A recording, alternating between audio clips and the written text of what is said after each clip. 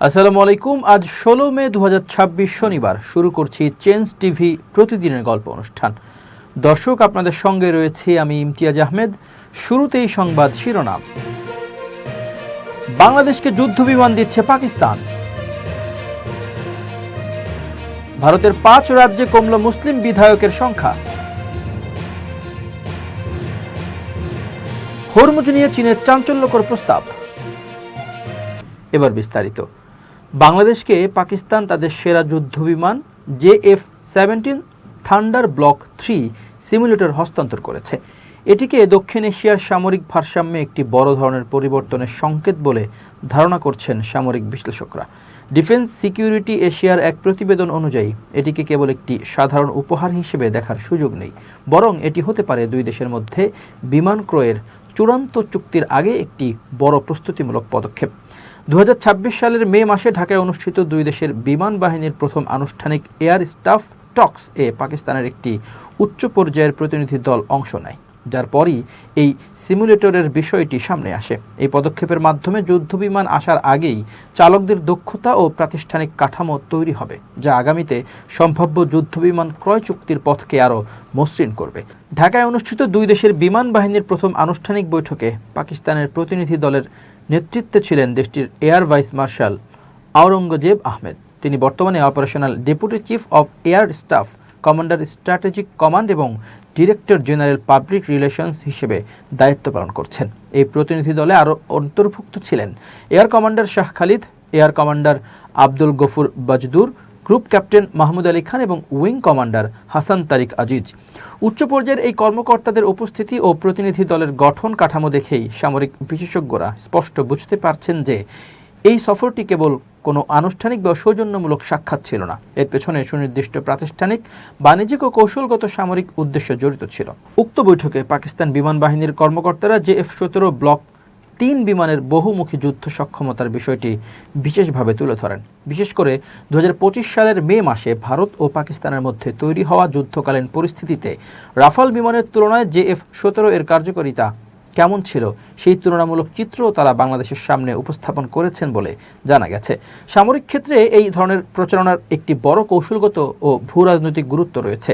এই ধরনের রপ্তানি উদ্যোগের মাধ্যমে পাকিস্তান একই সাথে নিজেদের বাণিজ্যিক লক্ষ্য পূরণ করতে চাচ্ছে এবং অন্যদিকে আঞ্চলিক প্রতিদ্বন্দ্বী ও পর্যবেক্ষকদের কাছে একটি বড় কৌশলগত বার্তা পৌঁছে দিচ্ছে।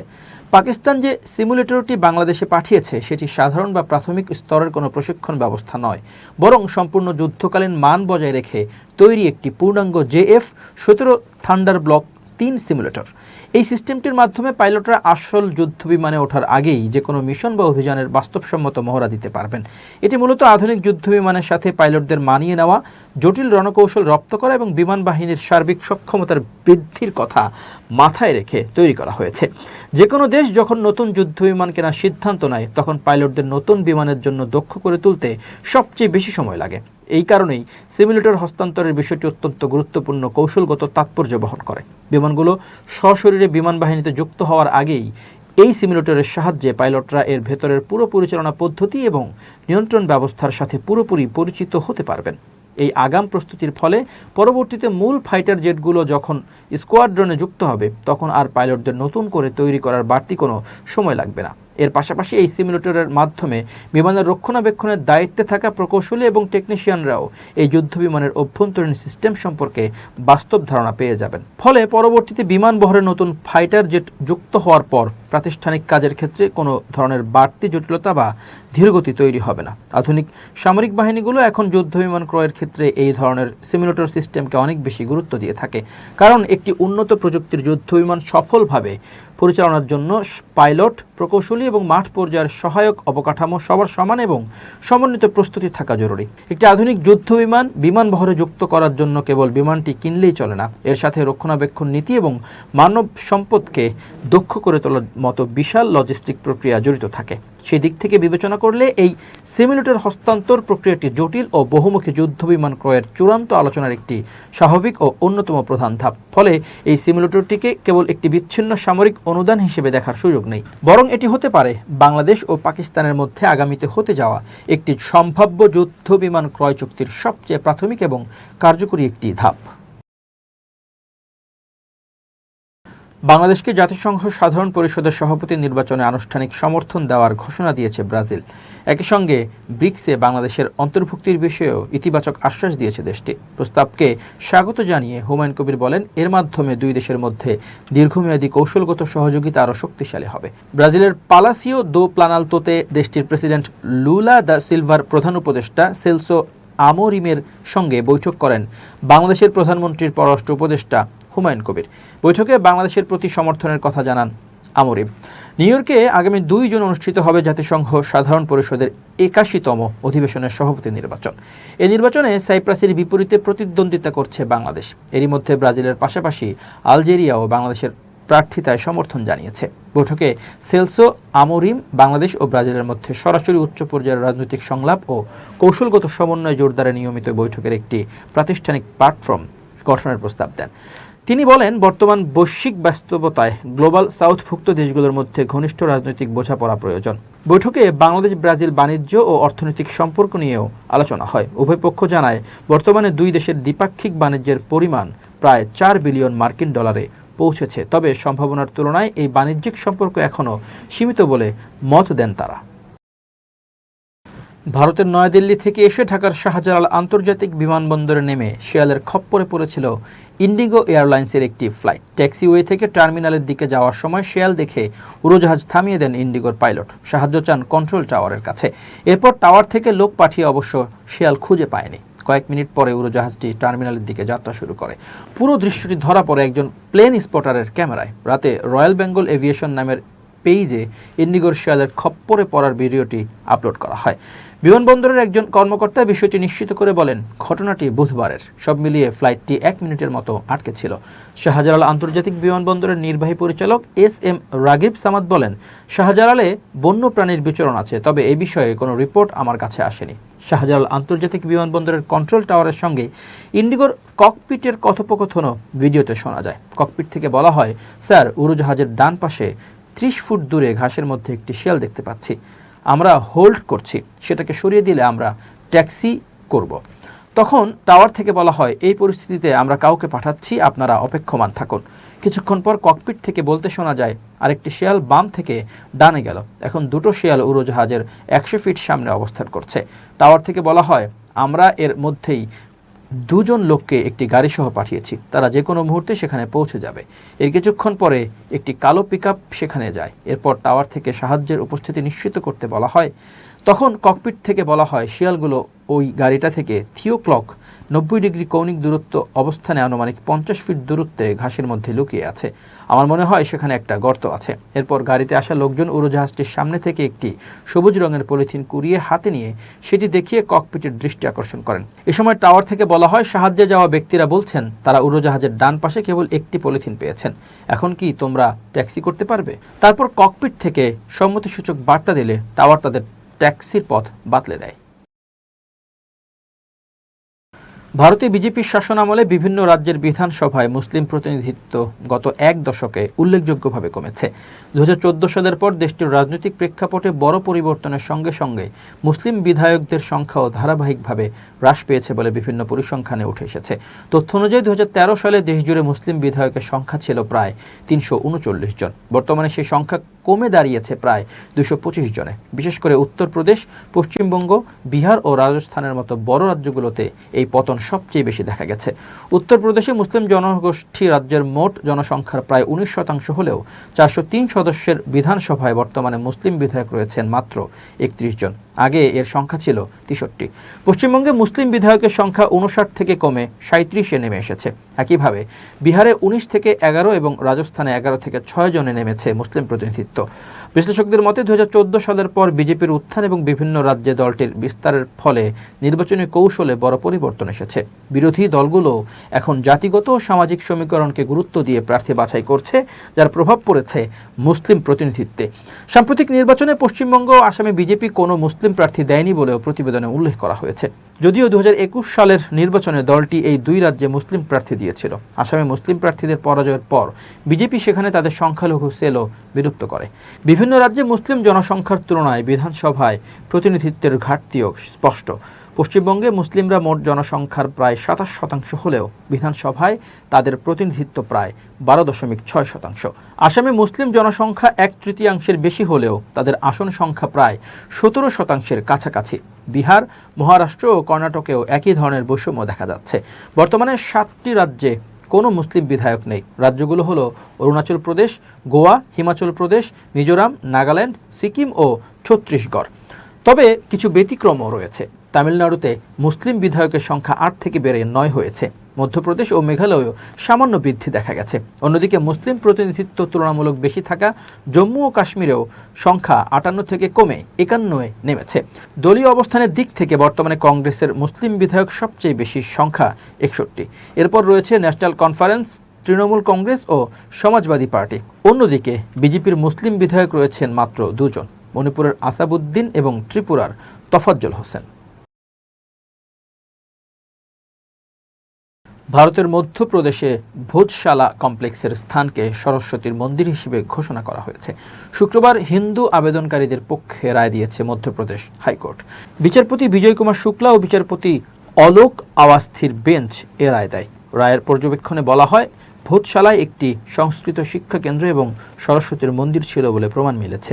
আদালত বলেছে, আমরা লক্ষ্য করেছি এই স্থানে হিন্দু পূজার ধারাবাহিকতা কখনো বিলুপ্ত হয়নি। ঐতিহাসিক সাহিত্য থেকে এটি প্রতিষ্ঠিত হয় যে বিতর্কিত এলাকাটির চরিত্র ছিল ভোজশালা, যা পরমার রাজবংশের রাজা ভোজের সঙ্গে সম্পর্কিত একটি সংস্কৃত শিক্ষার কেন্দ্র ছিল।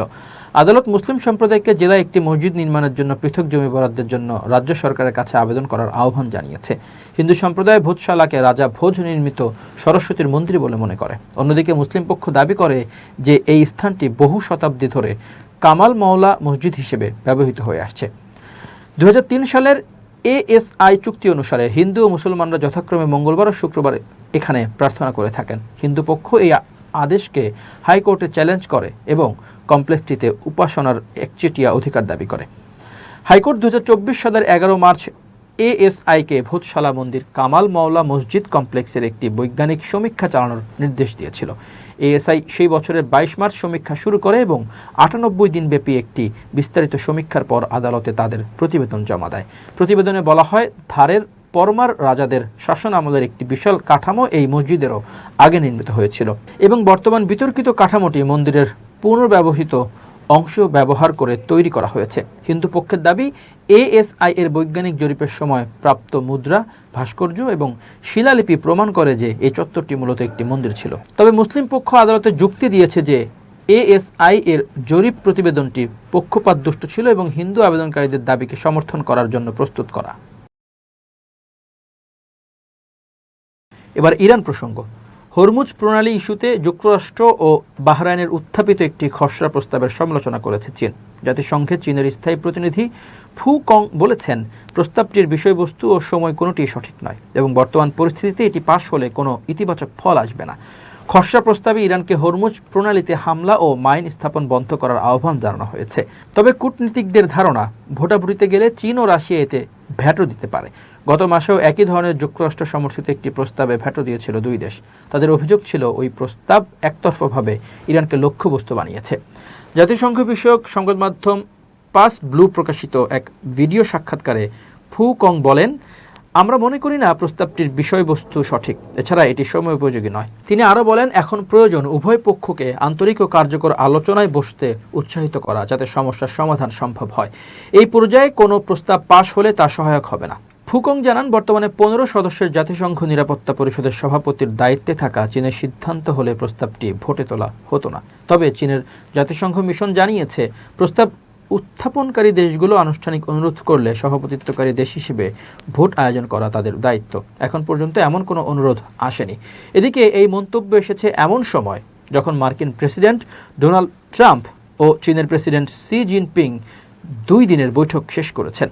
হোয়াইট হাউস জানিয়েছে, বৈঠকে দুই নেতা একমত হয়েছেন যে হরমুজ প্রণালী উন্মুক্ত থাকতে হবে এবং চীন এই জলপথকে সামরিকীকরণের বিরোধিতা করে। যদিও শি জিনপিং সরাসরি এই বিষয়ে প্রকাশ্য মন্তব্য করেননি। চীনের পররাষ্ট্র মন্ত্রণালয় ইরান যুদ্ধ নিয়ে অসন্তোষ প্রকাশ করে বলেছে, এই সংঘাতের কখনোই শুরু হওয়া উচিত ছিল না, আর এটি চলমান থাকারও কোনো কারণ নেই। এবার খুব জরুরি 1 মিনিট জানাচ্ছেন ইউনেস্কো ক্লাব জার্নালিজম অ্যাওয়ার্ড বিজয়ী আমিরুল মোমিনিন মানিক। খুব জরুরি 1 মিনিটে প্রত্যেককে আমন্ত্রণ। প্রিয় দর্শক, আমাদের যে কোনো প্রাতিষ্ঠানিক অথবা সংগঠনের ক্ষেত্রে হোক না কেন, আমরা তোষামোদী এবং আনুগত্যের তফাৎ করতে পারি না। এ কারণেই বিশ্বাসঘাতকদের আমরা চিহ্নিত করতে পারি না। কোনটা তোষামোদী এবং কোনটা আনুগত্য সেটা অবশ্যই বিবেচনা করা উচিত। যেটা অতিরিক্ত, অতিরঞ্জিত, যেটা কেবলমাত্র আপনাকে সন্তুষ্ট করবার জন্যে, খুশি করবার জন্যে কেউ করেন, সেটাই হচ্ছে তোষামোদী। আর যেটা বাস্তবসম্মত, যেটার যোগ্য আপনি, সেটা হচ্ছে আনুগত্য। সুতরাং বিশ্বাসঘাতকদের চিহ্নিত করতে হলে, তাদের সম্পর্কে বুঝতে হলে অবশ্যই এ দুটো বিষয়ের ধারণা আপনাকে রাখতে হবে। একটা হচ্ছে আনুগত্য, অন্যটি হচ্ছে তোষামোদী। সবাই ভালো থাকবেন, শুভেচ্ছা নিরন্তর। আন্তর্জাতিক খবর। ভারতের রাজধানী দিল্লিতে ব্রিক্স জোটভুক্ত দেশগুলোর পররাষ্ট্রমন্ত্রীদের 2 দিনের বৈঠক শুক্রবার কোনো যৌথ বিবৃতি প্রকাশ করা ছাড়াই শেষ হয়েছে। ইরান যুদ্ধ নিয়ে সদস্য দেশগুলোর মধ্যে মতভেদ দেখা দেওয়ায় আয়োজক ভারত শেষ পর্যন্ত কেবল চেয়ারম্যানের বিবৃতি প্রকাশ করে সম্মেলন সমাপ্ত করেছে। বৈঠকে ইরান চাচ্ছিল ব্রিক্স জোট যেন ইরানের বিরুদ্ধে যুক্তরাষ্ট্র ইসরায়েলের শুরু করা যুদ্ধের নিন্দা জানায়। একই সঙ্গে ইরান অভিযোগ করে যে যুক্তরাষ্ট্রের মিত্র দেশ সংযুক্ত আরব আমিরাত তেহরানের বিরুদ্ধে সামরিক অভিযানে সরাসরি জড়িত। যদিও গত 28 ফেব্রুয়ারিতে যুদ্ধ শুরুর পর থেকে ইরান কয়েক দফায় ক্ষেপণাস্ত্র ও ড্রোন হামলা চালিয়েছে আরব আমিরাতে। ব্রিক্স সম্মেলনে ভারতের প্রকাশ করা বিবৃতিতে বলা হয়, পশ্চিম এশিয়া মধ্যপ্রাচ্য পরিস্থিতি নিয়ে সদস্য দেশগুলোর মধ্যে ভিন্ন মত ছিল। সংযুক্ত আরব আমিরাতের নাম না নিয়ে ইরানের পররাষ্ট্রমন্ত্রী আব্বাস আরাকচি এক সংবাদ সম্মেলনে বলেন, ব্রিক্সের একটি সদস্য দেশ বিবৃতির কিছু অংশ আটকে দিয়েছে। তিনি বলেন, ওই দেশের সঙ্গে আমাদের কোনো সমস্যা নেই। চলমান যুদ্ধে তারা আমাদের লক্ষ্য ছিল না। আমরা কেবল মার্কিন সামরিক ঘাঁটি ও স্থাপনাগুলোতে হামলা করেছি, যেগুলো দুর্ভাগ্যবশত তাদের ভূখণ্ডে রয়েছে। তিনি আরও বলেন, বছরের শেষ দিকে ব্রিক্স নেতাদের সম্মেলনে পরিস্থিতি পরিবর্তন হতে পারে বলে তিনি আশা করছেন। আরাকচি বলেন, আশা করি শীর্ষ সম্মেলনের সময়ের মধ্যে তারা বুঝতে পারবে যে ইরান তাদের প্রতিবেশী। আমাদের একসঙ্গে থাকতে হবে। আমরা শতাব্দীর পর শতাব্দী ধরে পাশাপাশি বাস করছি এবং ভবিষ্যতেও একসঙ্গে থাকতে হবে। এ বিষয়ে মন্তব্য জানতে চাইলে সংযুক্ত আরব আমিরাতের পররাষ্ট্র মন্ত্রণালয় তাৎক্ষণিকভাবে কোনো প্রতিক্রিয়া জানায়নি। ভারতের প্রকাশিত বিবৃতিতে বলা হয়, ব্রিক্সভুক্ত দেশগুলো নিজ নিজ জাতীয় অবস্থান তুলে ধরেছে এবং নানা মতামত শেয়ার করেছে। এর মধ্যে ছিল সংকট, আগাম সমাধানের প্রয়োজনীয়তা, আলোচনা ও কূটনীতির গুরুত্ব, বিভিন্ন দেশের সার্বভৌমত্ব ও আঞ্চলিক অখণ্ডতাকে সম্মান জানানোর মতো বিষয়।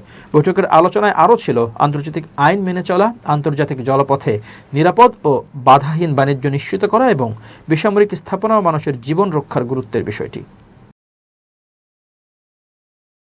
শেষ করছি চেঞ্জ টিভির প্রতিদিনের গল্প অনুষ্ঠান।